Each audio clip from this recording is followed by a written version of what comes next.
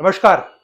जम्मू कश्मीर की विधानसभा में आर्टिकल 370 के लिए कई दिनों से लगातार हंगामा जारी है। एनसी, कांग्रेस, पीडीपी जैसी पार्टियां, सज्जाद लोन जैसे तमाम कश्मीरी नेता ये क्रेडिट लेने के लिए मारामारी कर रहे हैं कि देखिए कैसे आर्टिकल 370 के लिए सबसे ज्यादा मांग, सबसे ज्यादा हंगामा हम कर रहे हैं।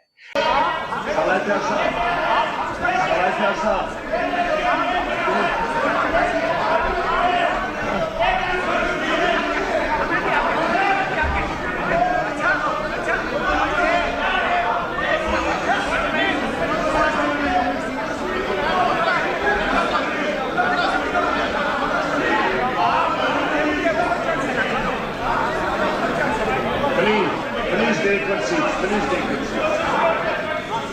आप मेरी बात तो सुनो ना।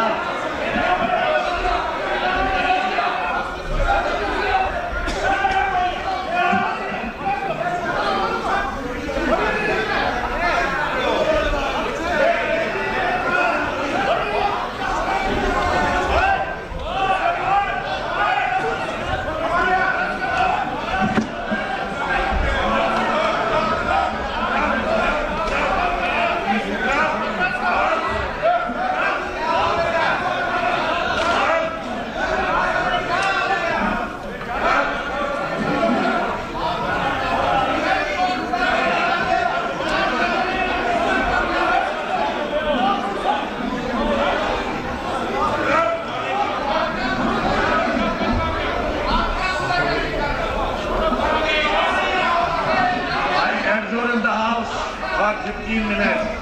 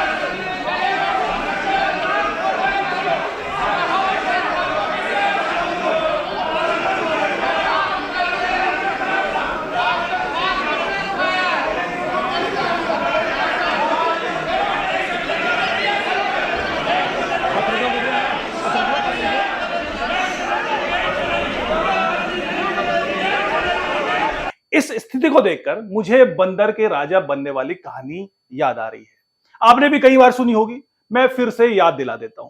एक बार जंगल के जानवरों ने बदलाव की उम्मीद में एक बंदर को राजा बना दिया। एक दिन एक भेड़िए ने एक भेड़ के मेमने को उठा लिया। भेड़ आई राजा बंदर के पास, गुहार लगाई, मेरे मेमने को बचाइए, मेरे मेमने को बचाइए हुजूर। भेड़िया मेमने को उठाकर उस दिशा में ले गया है। बंदर ने गंभीरता से समस्या को सुना और तुरंत एक पेड़ से दूसरे पेड़, दूसरे पेड़ से तीसरे पेड़ उछल कूद करना शुरू कर दिया है।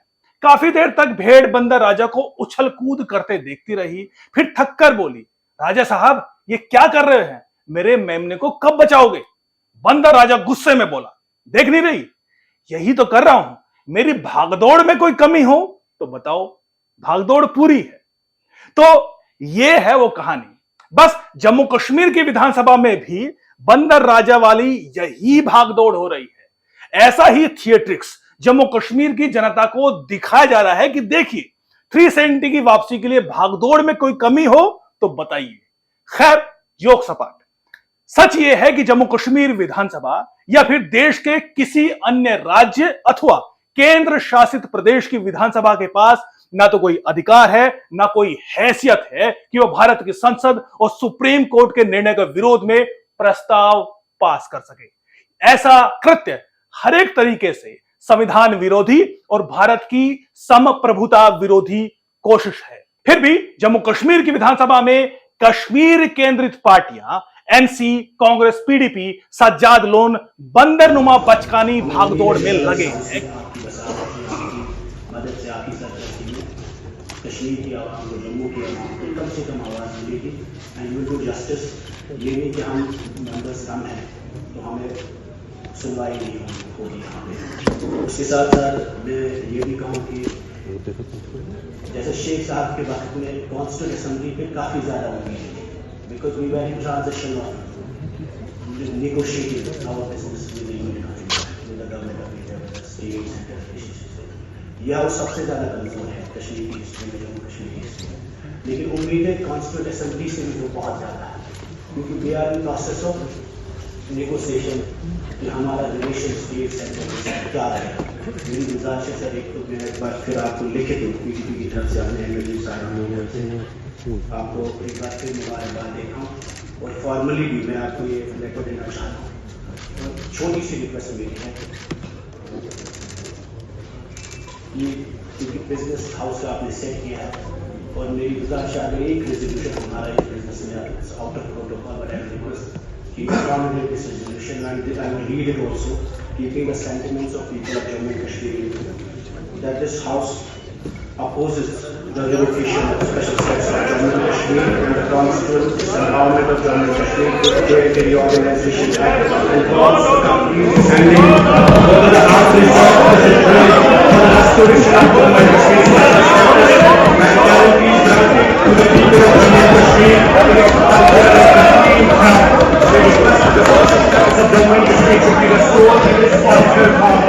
हमारी रिक्वेस्ट है इस रेजोल्यूशन को इस सेशन में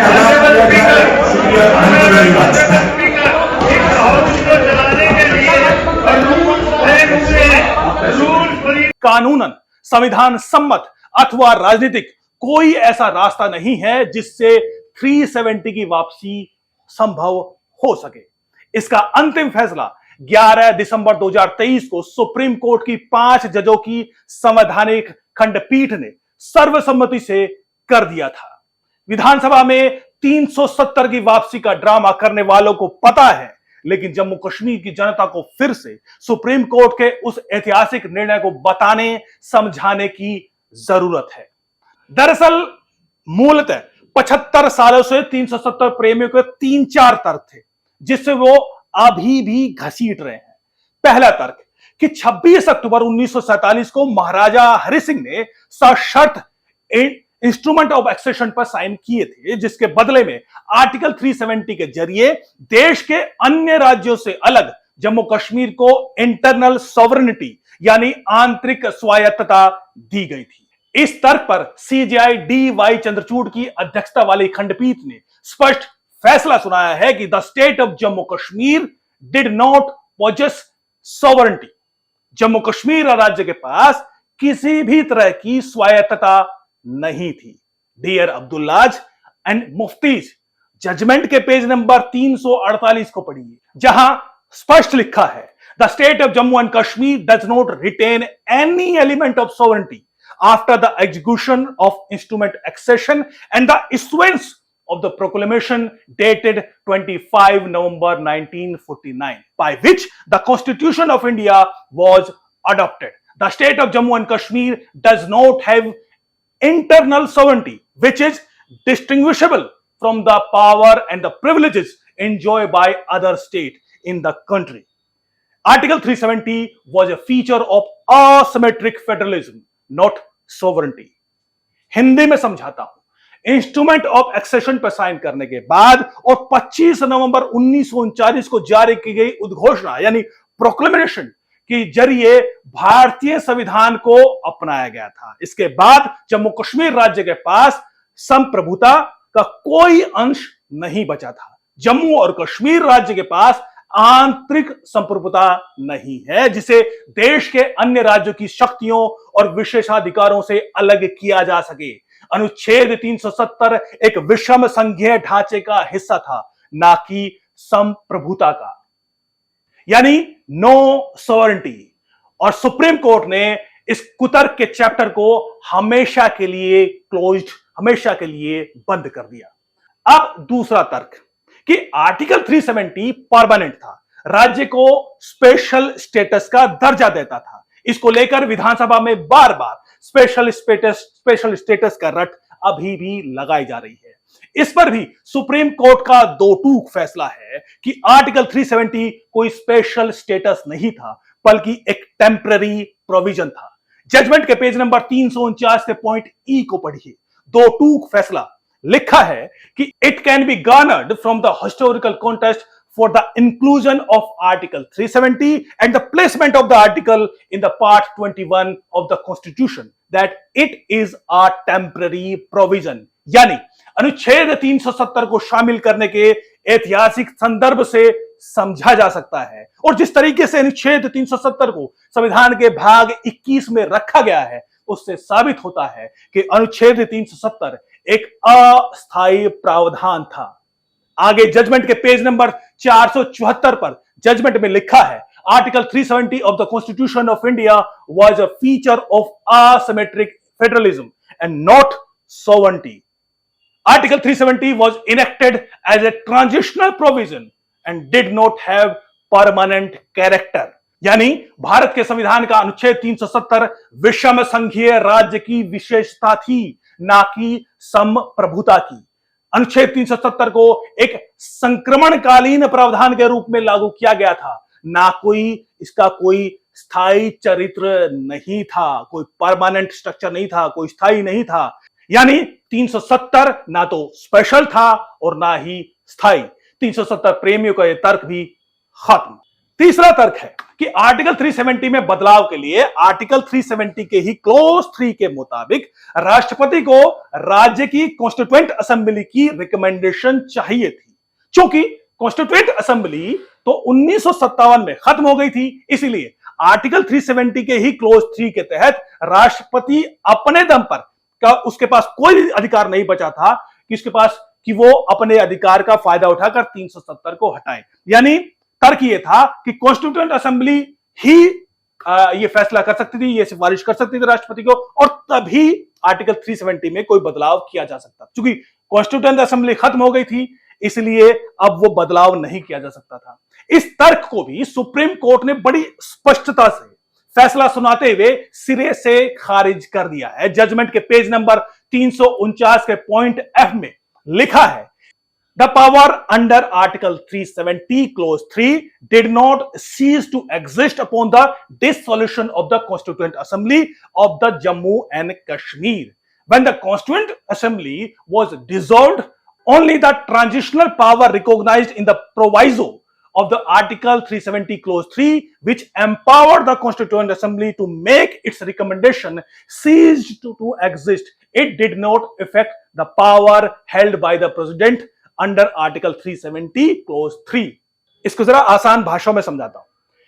कहा है कि जम्मू और कश्मीर की संविधान सभा के भंग होने पर अनुच्छेद 370 क्लोज 3 के तहत पावर का अस्तित्व समाप्त नहीं हुआ। जब संविधान सभा भंग हुई तो अनुच्छेद 370 के प्रावधान में सिफारिश करने वाली संविधान सभा की पावर खत्म हुई। इससे अनुच्छेद 370 के तहत राष्ट्रपति के पास जो मौजूद पावर थी उस पर कोई असर नहीं पड़ा, वो ज्यों की त्यों थी। यानी बस सिफारिश करने वाला खत्म हुआ, उसके अधिकार खत्म हुए। अब राष्ट्रपति के पास बिना किसी की सिफारिश के एक मुश्त पावर थी, जिसके आधार पर राष्ट्रपति के पास मात्र एक नोटिफिकेशन जारी करके 370 को खत्म करने का एकाधिकार था, बिना किसी की सिफारिश के। यानी कॉन्स्टिट्यूएंट असेंबली खत्म हुई, उसकी सिफारिश का अधिकार खत्म हुआ, लेकिन राष्ट्रपति तो वहां मौजूद थे। राष्ट्रपति के पास एक मुश्त पावर आ गई। जजमेंट के पेज नंबर 450 के पॉइंट नंबर जे में स्पष्ट लिखा है, the president had the power to issue a notification declaring that article 373 cease to operate without the recommendation of the Constituent Assembly। है ना गजब, सीधा और स्पष्ट निर्णय।